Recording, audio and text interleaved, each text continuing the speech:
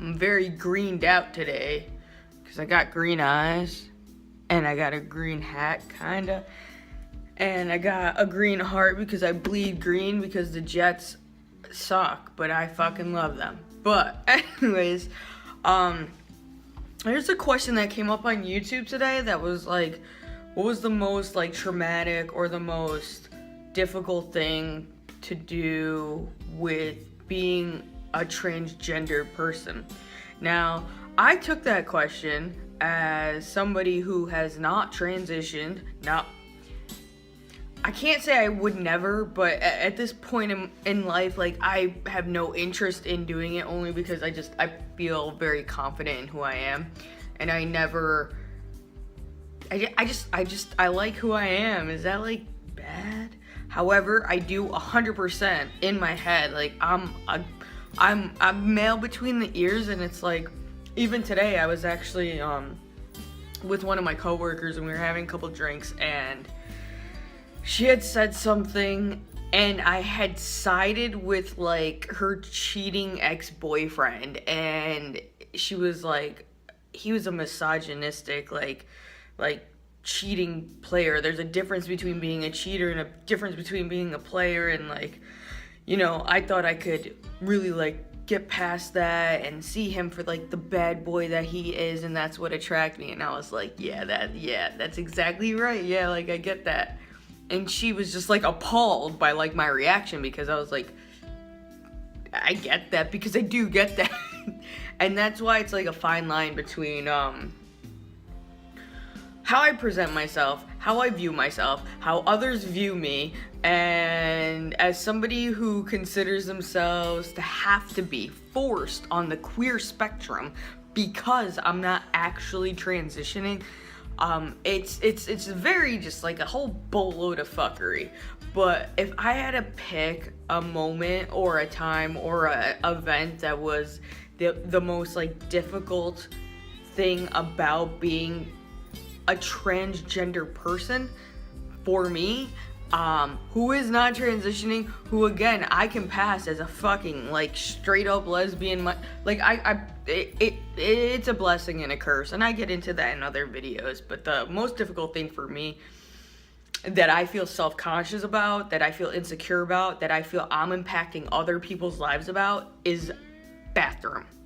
And I mean, to the point where like, even at work, like, I will take, it's bad because, you know, people don't really second guess it, but I do. So when I do go to the bathroom, I literally will, one, look at the clock and be like, okay, are a lot of people going to the bathroom right now?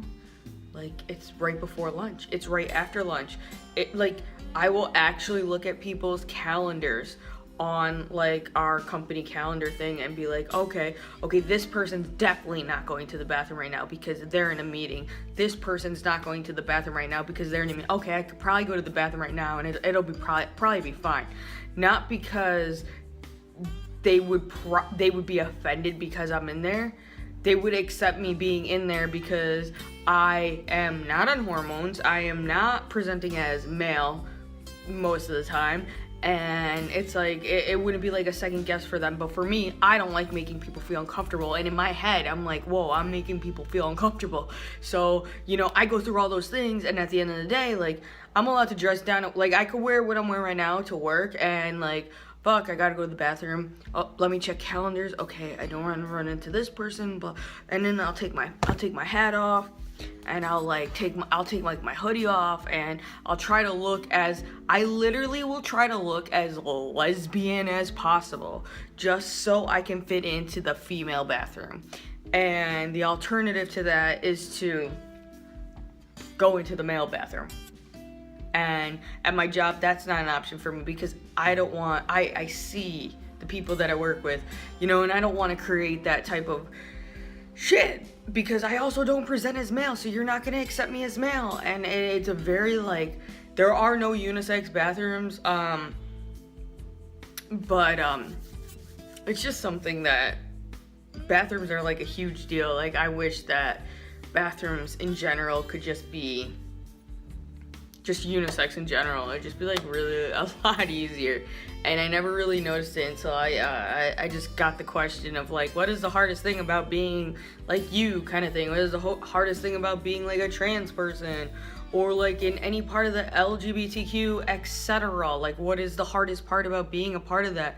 And for me, it's something that that impacts my life every single day, because every single day I gotta go to the fucking bathroom, and it's like, if you've ever seen that meme or whatever that's going around, and there's somebody in front of the bathroom because of like the southern like bathroom laws, where it's like, I go into this bathroom and I get yelled at. I go into this bathroom, I get fucking beat up. Like, that's real. That's a real thing. And you know, luckily I live and I work in a very open-minded place and a very accepting area as far as the United States goes.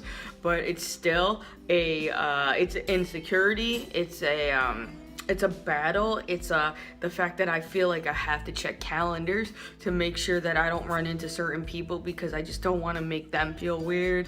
And I shouldn't have to do that, and I shouldn't have to feel like that, but that's the reality. And I would rather myself feel uncomfortable for 5 minutes out of the day than to make somebody else feel uncomfortable, because they'll look at me and be like what are you doing here? What are you doing here? You know?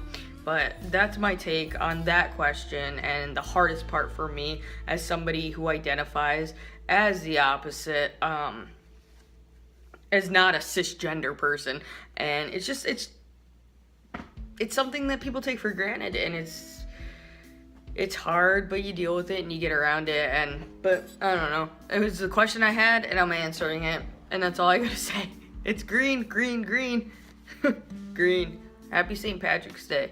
And fuck all the Jets players that are going to the Giants. And that's all I gotta say. We're done!